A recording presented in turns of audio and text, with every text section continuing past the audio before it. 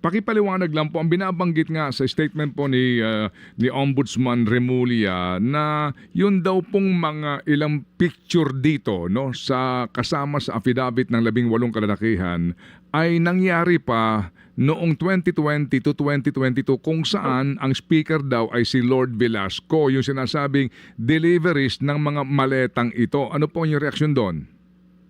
Well, una sa lahat, Kong Ted, nagpapasalamat ako dahil imbis na para bang pasinungalingan at isabing hindi totoo, ay nagkaroon ng recognition si Ombudsman Boying Remulla na nangyari yan, which is very important. Ngayon, as to the timeline, actually maganda nga talagang imbestigahan dahil makita natin doon, ma-establish, kailan talaga yung mga delivery. Malinaw naman, binanggit niya. No? Actually, tinanong niya marami sabi niya, tanongin niyo si Mike. Kausap yan nung congressman na para doon nakipag-usap sa akin tungkol dyan. Ang sinasabi ko, Kong Ted, alam mo, marami tayong kaibigan sa Senado, sa Kongreso. Talaga naman nagtatanong at sinasabi, ano ba yung binabanggit doon? Ano yung circumstansya? Ang katotohanan, Kong Ted, hindi ko talaga alam yung affidavit. Hindi ko alam yung detalye ng mga sinasabi ng ating kasundaluhan.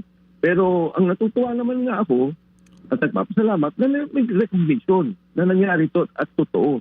Kasi kung talagang i-detalye na natin lahat, and which is what is the NBI is supposed to be doing, yan na, pasukan na natin ano ba yung timeline nito. Ano pa yung ibang hawak ng mga litrato at mga video.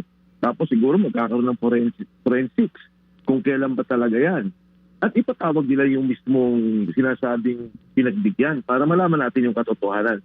Hindi ako makapag-comment kasi doon sa ito ba ipanahon ni ganito. Parang nagkakaroon ng anggulo ng politika na naman. Ako, kahit pa si Speaker Lord Velasco yan o kung sino pa yan, establish natin. Ano yung perang yan? Saan ang galing yan? At bakit may delivery?